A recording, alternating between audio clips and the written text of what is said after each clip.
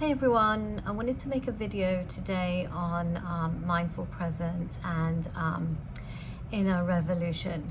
So as we are seeing in the world and in this country right now, there's a revolution going on. And when I think about inner revolution, I think about the definition of revolution, and to me it means transformation. It means transforming the systems that no longer work for us anymore. And when we think of internal systems, those are like belief systems and value systems and habits that we have formed that no longer work for us anymore, and don't work for how we navigate the world anymore.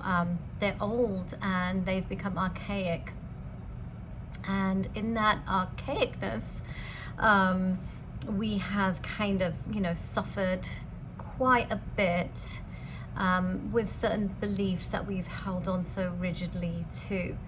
So when I think of inner revolution, I think about how we can look within and see these beliefs, values, systems, for what they are, and to, first appreciate the fact that they were built in the past to survive certain situations in our lives, but also they were picked up from our parents and our grandparents and our ancestors. And some of them work still wonderfully. Don't get me wrong, not every single belief system or value system is archaic. Some of them are timeless and they still work for us. And it's okay to hold on to them.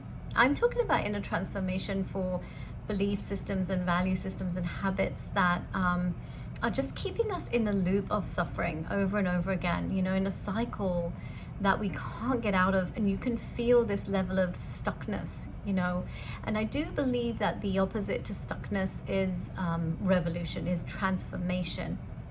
Because if we don't transform some of these habits or ways of being, we're going to continue to feel trapped, and we're going to continue to feel stuck. So I was thinking about my own internal transformation and what's needed in this coming year.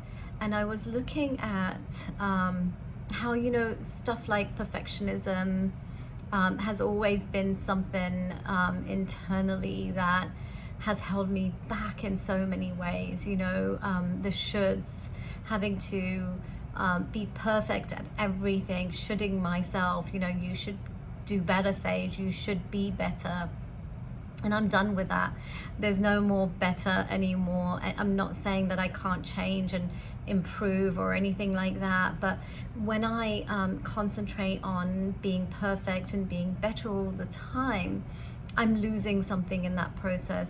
I'm kind of losing a sense of self-compassion, a sense of holding myself gently and patiently. And so I'm done with that now, and the other day it just came to me that, Sage, you actually don't have to suffer anymore. And what would it look like if you didn't suffer? What kind of things would you need to transform in your life, internally and externally, to bring in less suffering? So I challenge you guys to think about this. Think about these systems that have been formed internally that no longer work for you, and orientate towards the intention of inner revolution. Revolutionize, I can't even say that word, what's happening internally that's not working for you. Vow to yourself, decide for yourself, make the intention that you're not going to do the same old anymore, and that you are going to reinvent these internal systems, just like we need to reinvent external systems, systems that no longer work anymore for us, because we are evolving creatures. We are humans, and humans always are evolving. even if it doesn't feel like that. And so as we evolve, we also need our systems to evolve, our internal systems and our external systems to meet us in a way that's going to work for us. And you know, these systems right now are not working for us, and this is why you see external revolution going on, you know, to kind of oppose those systems. And I think it's beautiful and wonderful, and I just can't wait for what this is going to look like in the coming year for us individually and for us as a collective.